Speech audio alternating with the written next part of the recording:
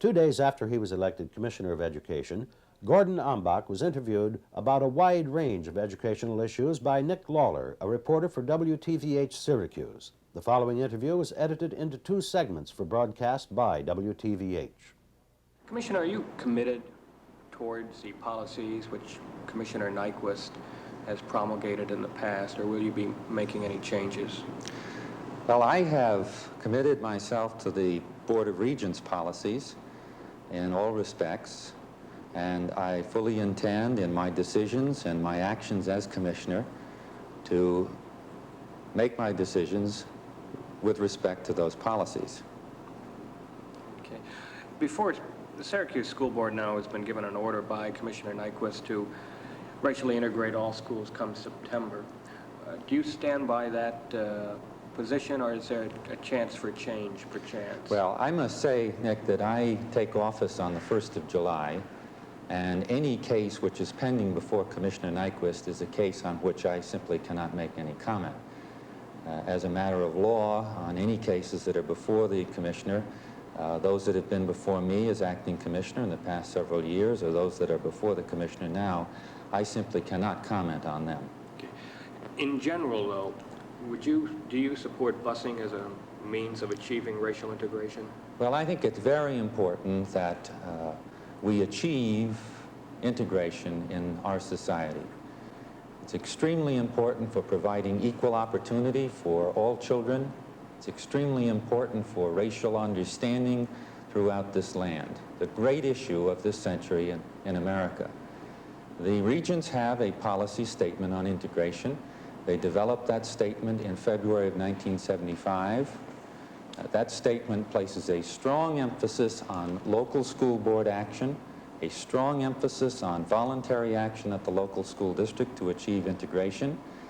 It does recognize that if, in fact, there is not full action by a local school board and not full voluntary action to achieve integration, that then certain steps may be taken at the state level in order to achieve integration. In the racial statement, in the racial integration statement of the Board of Regents, it provides that there should be a proper placement of schools to achieve integration. It provides that in some instances there may have to be reassignment of pupils, and it provides that in some instances, probably a rare case, there may be a necessity to transport some children. It emphasizes that with respect to transportation, the health and the safety of the child must be foremost, and it emphasizes that there must be a strong quality of program once there is a reassignment or transportation. Do you think the voluntarism program in general, a voluntary program for racial integration, can work? I hope that voluntary efforts will work. Remember that when we are trying to achieve racial integration, we are trying to gain better understanding among persons of all races and of different ethnic backgrounds. That means that we have to change attitudes. We have to strengthen the feeling that we have toward one another. You must remember that we in the United States, those who are in the so-called white population, are in a small minority of this total world's population, a small minority. We have a strong moral obligation and commitment, I think a necessity, that we have a great understanding of persons who are of all ethnic backgrounds, of all races, so that we may live in harmony with those of different races within our country and those in other nations. And it's extremely important that that come from inside of us, that that come from within, and that's what the meaning of voluntary is. The voluntary programs, at least programs which I'm familiar with, have not seemed to work. Mandatory programs have seemed to just increase animosity towards in sections of cities, especially northern cities. Does this make the job harder in trying to integrate schools, and is it something that can be achieved? I believe it can be achieved. It's a very difficult objective to achieve. But I think there is no alternative. We must achieve the objective of integration. because of the reasons that I've just given with respect to the importance of our understanding among our races, among persons of different ethnic backgrounds. Does this mean that the concept of the neighborhood school is dead? No, I don't believe it is. There are problems with respect to housing patterns, which tend to be in segregated form, and those related to neighborhood schools, but I certainly do not believe that the concept of neighborhood schools is a dead one. I think it's very much alive. Okay. Going on to some general issues.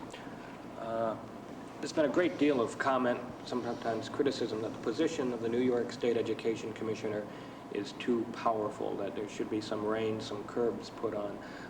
What are your thoughts in respect to this? Do you think there is too much power?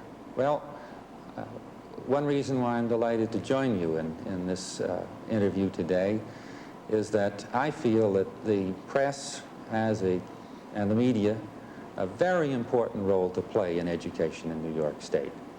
The media is one of the major educators in the state of New York, and I hope to work together with those who are in the media, those who are with the press, in using the media as an educational force in this state.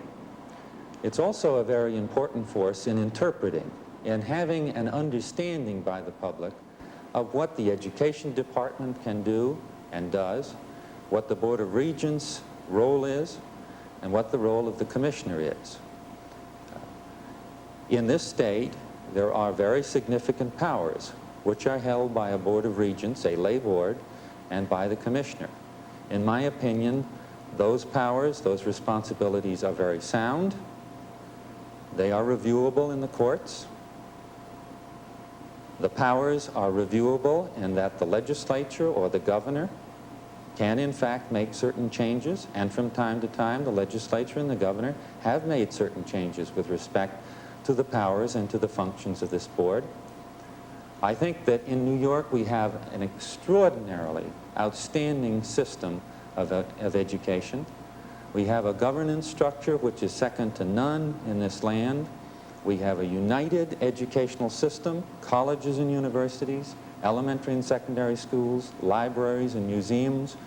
You take an area like Syracuse and think about the rich resources that are there, the Everson Gallery, Syracuse University, the other colleges and universities, school system, the independent and the public schools. All of these resources are part of a unified university of the state of New York. But with an education commissioner who is overall all of these, isn't there the possibility of not intentional abuse, but his ideas being promulgated on these various multifaceted educational institutions? Too much power perhaps concentrated in one office? I believe not. I think that it is essential to have a strength. It is essential to have authority so that certain actions can be taken. As I've just indicated, there are several respects in which the authority of the Commissioner is very appropriately balanced by the Board of Regents, by the legislature and the governor, and certainly by the general pressure and interest of the many persons and many organizations throughout this state who are committed with an interest in education, make their views known. They're listened to, they will be listened to by me, with respect to my making decisions which I believe will be in the best interest of education in this state. It's no secret Commissioner Nyquist was fired. Does the fact that he was fired and you are now filling his position threaten you in any way? Is there a cloud over your head saying, well, if I don't do what the regents want me to do, I could be fired? Will this restrain you in any way? No, it will definitely not restrain me. The regents have taken two separate actions. It was 6 months ago that they took the action with respect to Commissioner Nyquist's tenure. That was 6 months ago. I was not competing against the commissioner for the position that I have been elected to. As the Chancellor has indicated, Chancellor Black has indicated, there were more than 300 persons who were involved in the search, who were suggested as candidates for this position. Those were finally narrowed down, and I was fortunate to be selected to take this position as president of the university and as a commissioner. I believe that I have a very strong relationship with the board. I believe the vote indicates this, and I have a good personal relationship with the members of the board. I feel that I can work within the policy framework of the board with the program priorities and new directions that have been set, and I am not concerned about a threat of firing or a threat of my service being terminated at any early time. You were saying that you were not necessarily Commissioner Nyquist's hand-picked successor, if you could continue. Yes. My selection has been based on my own background in and experience at all levels of education. I have worked in higher education and elementary and secondary education. Here in the department, I've had responsibilities for those areas together with the museums and libraries. And in addition, I have worked at the federal level, the U.S. Office of Education, here at the state level, and at the local level. This broad background and experience, I believe, is a key element in the selection. And I think working together with the regents on innovative projects that I've already begun in the department, I look forward to new directions to be taken in this department. What might some of those new directions be?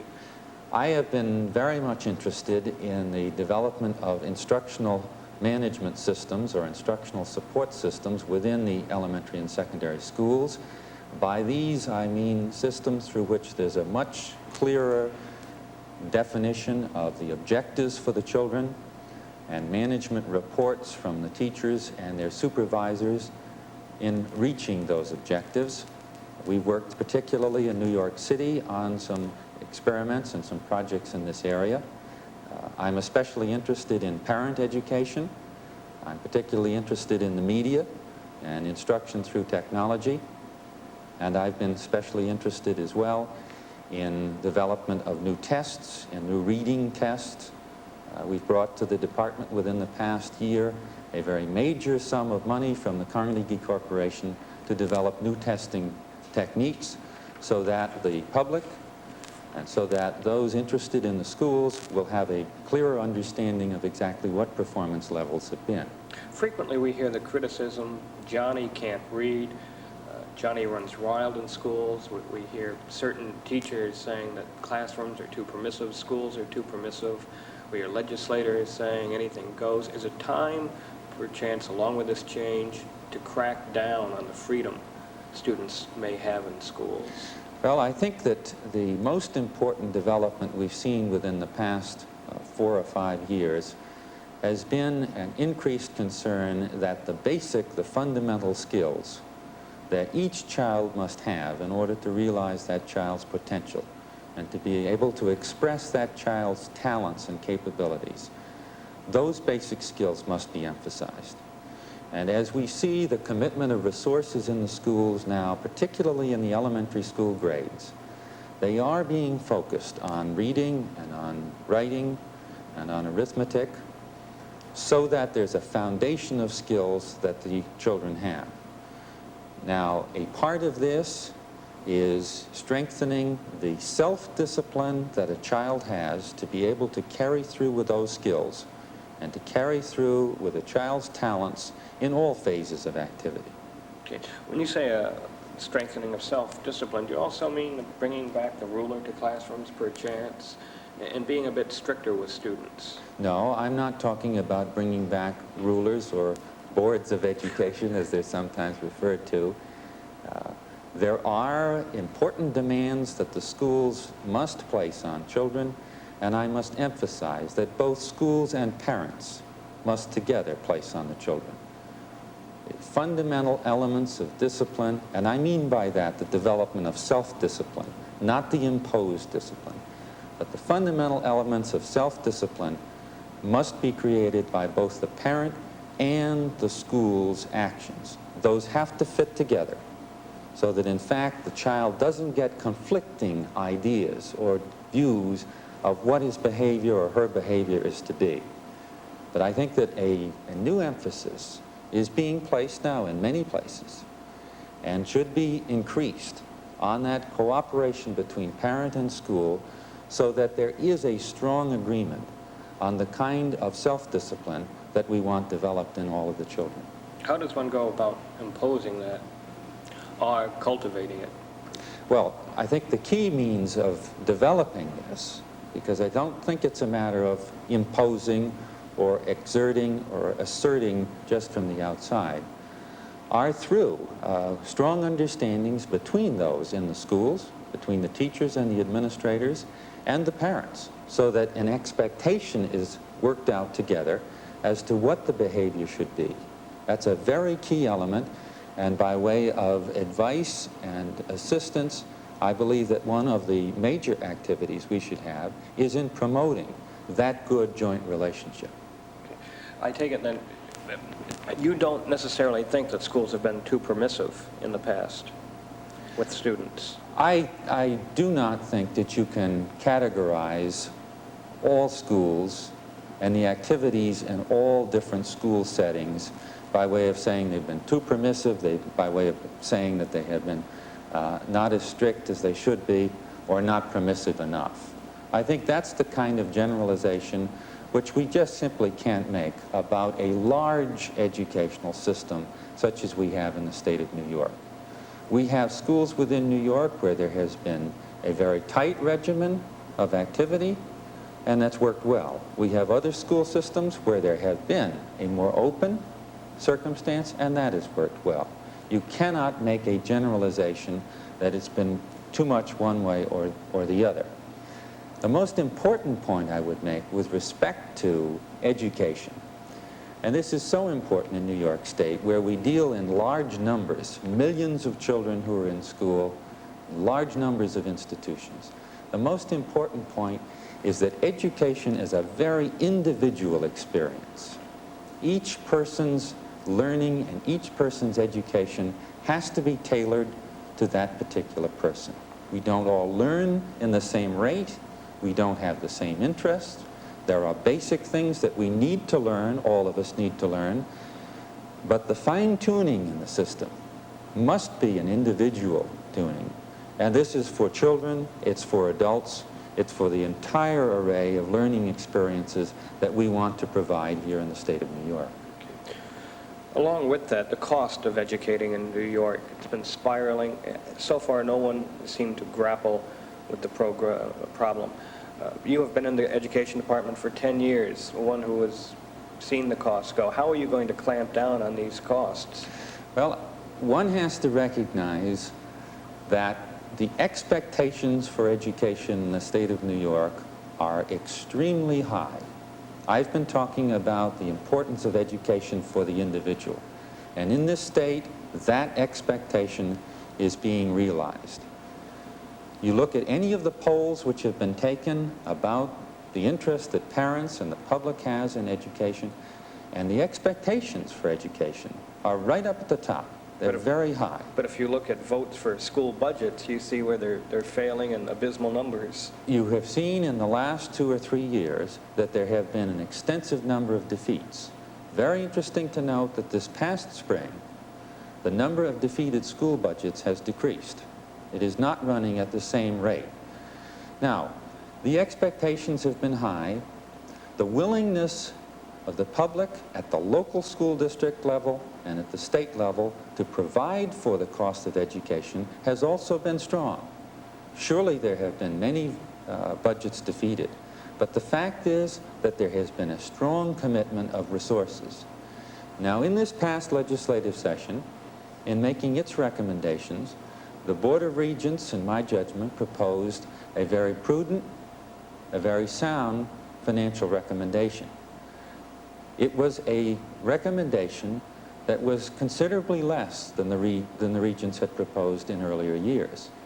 I think one of the most significant facts is that in this legislative session, the legislature, in taking action on the budget, actually passed an education budget that is state aid to the public schools, the major part of our budget, which was just about the same dollar amount as the Regents had proposed. I think there is a restraint that's been exercised in this year, and I think you're seeing that restraint at the local school district level. There is definitely a recognition on the part of school authorities, on the part of the Board of Regents, and I believe those of us in the department, that we must very carefully balance what resources the state of New York has in its economic condition with the needs of education. And I think there is a restraint being placed, but it is a restraint which is careful, a restraint which is not going to result in any precipitous decline or any sharp diminution of the services to be provided in education. Why is it, though, that it costs New York State more to educate a pupil than it does, say, California or any other state? The cost of education is greatest in New York. There are several reasons for the large costs of education in New York. Again, I come back to the basic premise of providing education for individuals. In the state of New York, we provide services for handicapped children which are not matched in other states. There's a very, very small or low teacher-pupil ratio. There must be for handicapped children. We provide more extensive vocational education services than is true in other states. We provide, in general, many more options, many more selections of courses that can be taken by secondary school students. And when you add each of these dimensions, it increases the basic cost of education. But These are the reasons why we have a cost which is higher per pupil than is true in other states.